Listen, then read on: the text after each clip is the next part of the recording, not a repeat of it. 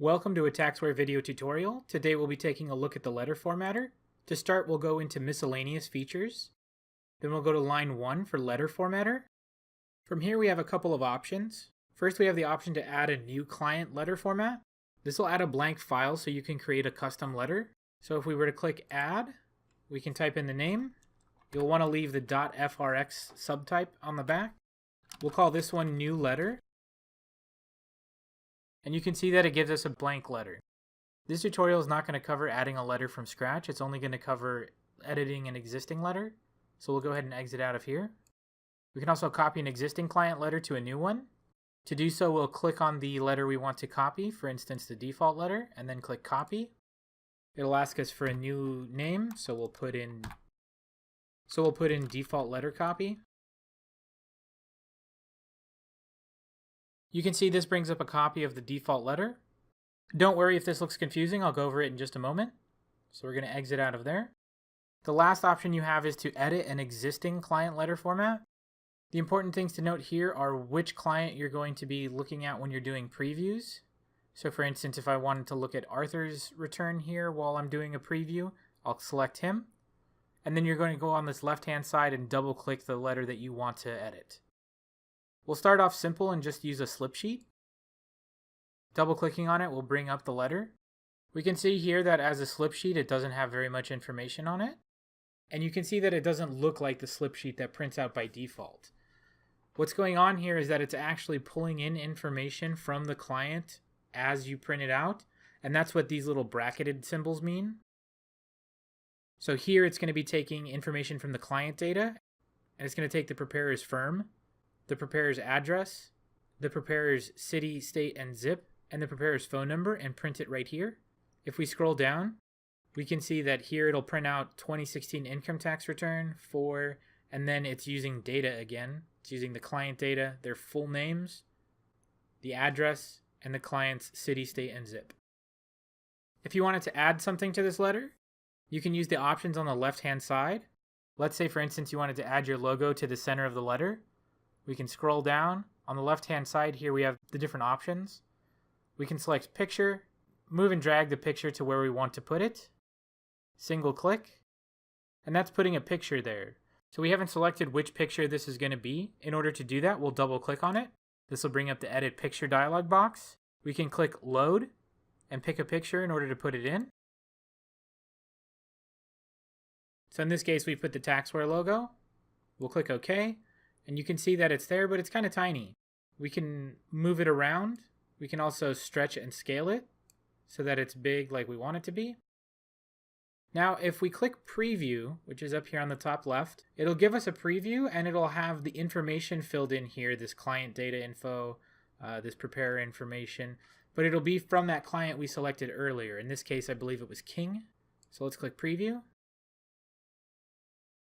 So we can see here that it has Arthur's information and it has the logo there. Now obviously you wouldn't put this kind of logo on a slip sheet, but this is just for an example on how to edit this information.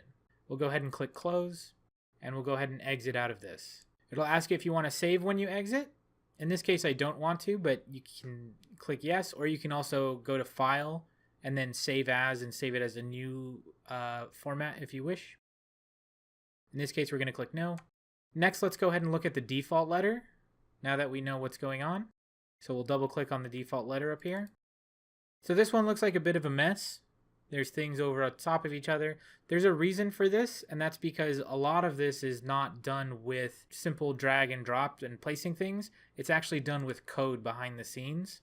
I'm not going to be going into this code as it's quite complex and beyond the scope of this tutorial. I'll be putting information in the description of this video for more information on where to find tutorials to use the Fast Report system.